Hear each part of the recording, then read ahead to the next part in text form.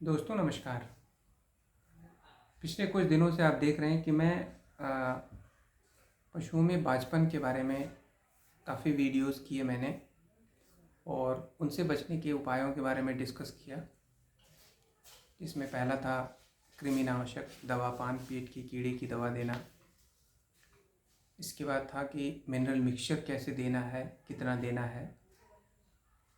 उसी क्रम में आगे बढ़ते हुए आज हम चलेंगे कि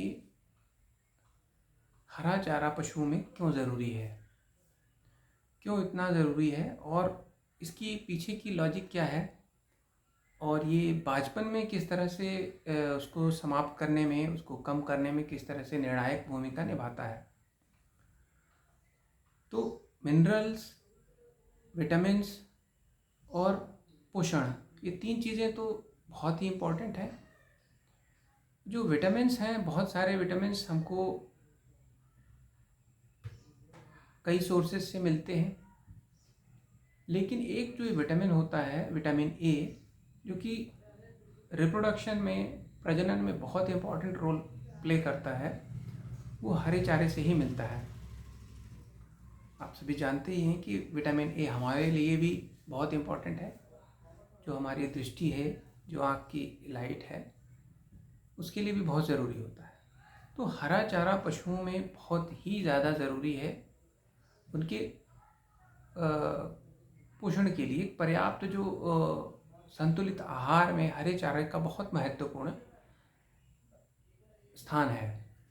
तो अब इसमें बात आती है कि हरे चारे में आप क्या क्या दे सकते हैं। आप सभी जानते हैं कि बहुत सारे हरा चारा के फॉर्म में हम लोग जितने सीजनल हम क्रॉप करते हैं, धान के टाइम में पराली, गेहूं के टाइम में भूसा, ये दो चीज़ें बहुत कॉमन है हमारे आसपास। आप देखेंगे पशुपालकों, इन दोनों चीज़ों में की गुणवत्ता सबसे कम होती है और ये सबसे ज़्यादा हम लोग खिलाते हैं, है ना।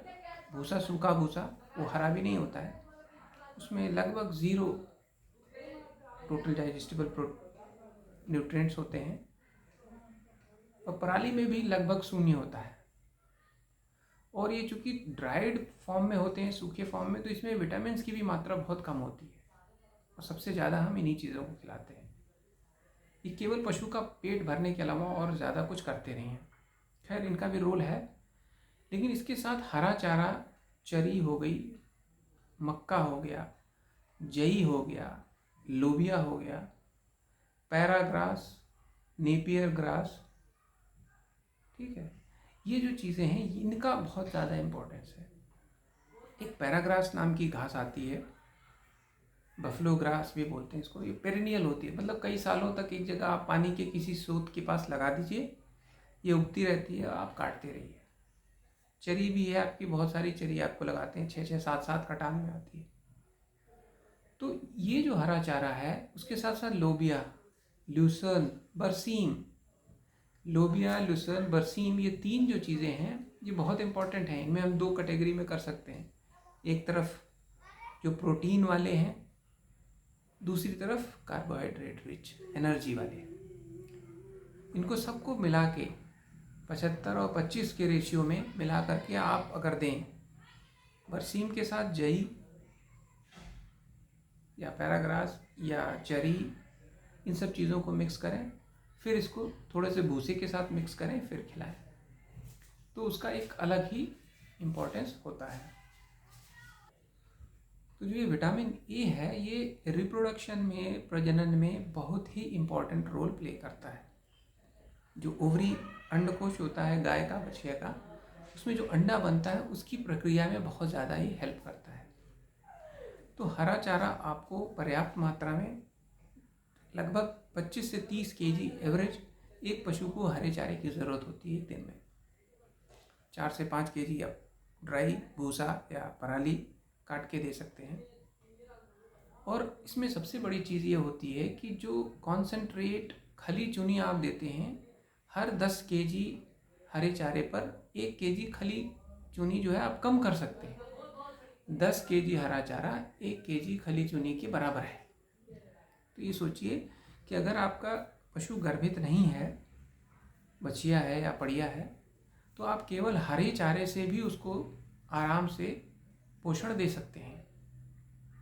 उसी तरीके से आप दूध देने वाले में भी अगर आपके पास हरा चारा लेग्यूम नॉन लेग्यूम के फॉर्म में है और उनको मिक्स करके आप दे रहे हैं, तो आपको कॉन्सेंट्रेट की मात्रा जो है, मिनरल जो मिक्सचर है, जो कॉन्सेंट्रेट है, खली चूनी इत्यादि जो देते हैं, जो कि थोड़ा कॉस्टली भी पड़ता है, उसकी मात्रा बहुत जो है कम देने से आपका काम हो जाएगा। तो इस बात को अवश्य ध्यान रखें। पहली बात तो हम पूरे साल जो है, सबसे बड़ी समस्या ये होती है कि पूरे साल पशुओं को हरा चारा नहीं दे पाते। उसका विकल्प यही है कि आप बहुवर्षीय जो चारा की प्रजातियां हैं, जैसे पैराग्रास है, नेपियर है, चरी है, इनको अपनाइए। अब जैसे बरसीम है, कुछ समय तक ही रहती है, लूसर्न है, कुछ समय ही रहती है। तो बहुत कम किसान ऐसे हैं जो कि हरे चारे के बारे में सोचते हैं और उसको पशु के लिए बोते हैं। हमेशा हम लोग अपने एग्रीकल्चरल बाई प्रोडक्ट भूसा या पराली पर ही निर्भर रहते हैं। गन्ने की जो ऊपर वाला पोर्शन होता है हरा, उसको काट के खिला देते हैं, जबकि वो पूरा पोषण पशु को नहीं देते हैं। ठीक है, तो जो मैंने नाम लिए उनको आप उगाइए। कुछ खेत का पार्ट जो है आवंटित करिए कि हाँ, इसमें मैं पशु के लिए चारा उगाऊंगा। लोबिया हो गया, लोबिया जो है आप मक्के की साथ लोबिया बो दीजिए, एक साथ ही हो जाएगा। लेग्यूम नॉन लेग्यूम दोनों एक साथ मिल के, आप उसको मिक्स भी अलग से करने की ज़रूरत नहीं है। बरसीम हो गई, उसके साथ जई बो दीजिए अलग से, उसको मिला के खिलाइए, बहुत अच्छा कॉम्बिनेशन है। और आज की डेट में पशु चिकित्सालयों पर जई का बीज आया हुआ है सरकारी रेट में, बहुत कम रेट में है, आप ले करके उसको बो सकते हैं। तो पशुओं के लिए चारा उगाने के लिए खेत आवंटित कीजिए अपने खेत में से, और कोशिश करिए कि हम वर्ष भर चारे की व्यवस्था करें। इससे निश्चित रूप से बहुत फ़ायदा होगा, जिसको आप इमेजिन नहीं कर सकते। अगर हरे चारे के बारे में आपने व्यवस्था कर ली पूरे साल, तो उसके बारे में फिर आपके पशु में कोई भी विकार होने का कोई चांस नहीं है, और प्रजनन की जो समस्या है इसमें जो है कोई दिक्कत नहीं आएगी। कुछ ऐसे फॉडर प्लांट्स होते हैं जो पेड़ के भाव में आप उगा सकते हैं, और गर्मी के सीज़न में उसकी टहनियों को काट कर भी आप खिला सकते हैं, पत्तियों को। उसके बारे में हम अलग से चर्चा करेंगे कभी। फ़िलहाल के लिए इतना ही, इसके ऊपर ध्यान दीजिए। उम्मीद है आपको इससे मदद मिलेगी। नमस्कार, थैंक यू।